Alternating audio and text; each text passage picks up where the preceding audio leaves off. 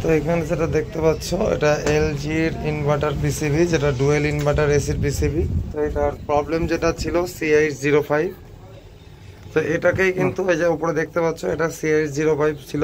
তো এটা আমরা কাস্টমার পয়েন্ট থেকে খুলে নিয়ে এসে আমরা কিন্তু আমার এই যে টেবিলে আমি কিন্তু এটাকে নিয়ে এসে এটাকে রিপেয়ারিং করলাম। তো আপাতত কিন্তু এই প্রবলেম সলভ হয়ে গেছে। তো এটা দেখো তোমাদের চালিয়ে একবার দেখাচ্ছি। তো এবার লাইন দিয়ে একবার দেখছি, দেখো আমরা রিপেয়ার কমপ্লিট করে নিয়েছি। তো লাইন দিলাম, এতে একটা বিপ সাউন্ড দেবে, বুঝতে পারছো, বিপ সাউন্ড দিল। এই যে আউটডোরে কিন্তু লাইন চলে এসছে, বুঝতেই পারছো। তো আমরা এবার এটাকে অন করব। এই যে 22 ডিগ্রি টেম্পারেচারে এটা কিন্তু অন হয়ে গেছে।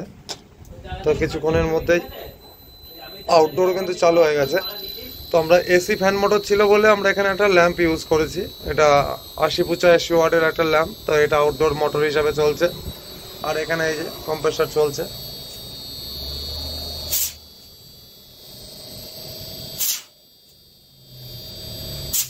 তো বুঝতে পারছো। আর এখানে যেটা আছে আমাদের এই যে ইনডোর মোটর চলছে, এই যে ইনডোর মোটরও চলছে।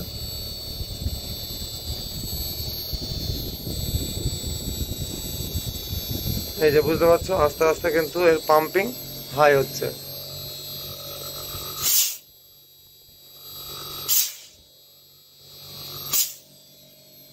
তো বুঝতেই পারছো যে আমরা কিন্তু এই যে CH05 যে কোডটা ছিল সেটা কিন্তু সলভ হয়ে গেছে, এখন চলছে। তো এরপরে আমরা কি করব, কাস্টমার পয়েন্টে যাব, ফুল সেটআপে লাগিয়ে তারপর চালিয়ে তোমাদেরকে একবার দেখাবো। তো চলো এবার এটাকে সেট করে দেখা যাক।